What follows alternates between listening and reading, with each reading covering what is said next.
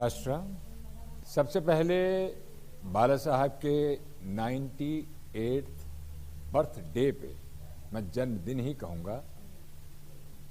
बाला साहब के परिवार को बहुत बहुत शुभकामनाएं और ख़ास तौर से हमारी प्रिय स्मिता ठाकरे जी को बहुत बहुत शुभकामनाएं और शुभ आशीष। बाला साहब के व्यक्तित्व के बारे में मैं खाली इतना ही कहना चाहूँगा।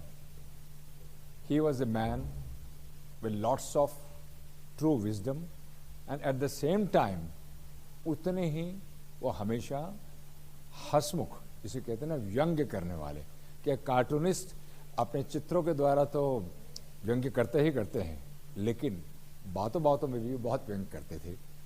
यहाँ आकर तो मुझे बहुत ही अच्छा लगा है, लेकिन जो फॉर्मेलिटी से ज़रा बाहर निकलते हुए मैं एक किस्सा सुनाना चाहूँगा बाला साहब का। हमारा एक बहुत बड़ा फंक्शन था जिसमें मैं समझता हूँ कि मीडिया के जो जितने भी दिग्गज थे उस ज़माने के वो सभी आ रहे थे। तो मैं बाला साहब के पास गया और उनसे कहा कि बाला साहब आपको इस फंक्शन में आना पड़ेगा। बोले धीरज कुमार क्या करेगा, मेरे आने से पहले कुत्ता आएगा, पुलिस आएगी, सबको सूंघेगा, तेरे गेस्टों को भी देखेगा, तो क्या करने वाला है। तो मैं बाला साहब की तो देखने लग गया तो हंसने लग गया। अरे भाई सिक्योरिटी होती है कि नहीं होती है, तो टाइट सिक्योरिटी होती है, उसके लिए आऊँगा। मैं कहा बाला साहब उन सब बातों का आप छोड़िए, आपका जो आना होता है ना वो हमारे लिए और हमारे मेहमानों के लिए वाकई ही एक इज्जत की बात होगी और आप आइए।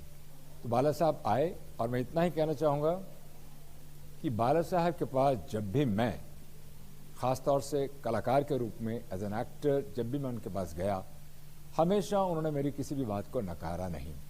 भले मेरा काम छोटा सा था या मैं किसी बड़े काम को जो सही काम था मैं लेके गया, तो बाला साहब ने हमेशा ही मेरा साथ दिया, अपना आशीर्वाद दिया। तो आदरणीय बाला साहब के लिए शब्द कम पड़ जाएंगे, परिचय शब्दों की मांग करता है और मेरे पास इतने बड़े शब्द नहीं हैं कि मैं बाला साहब का परिचय और बाला साहब की महिमा के बारे में ज़्यादा बता दूँ।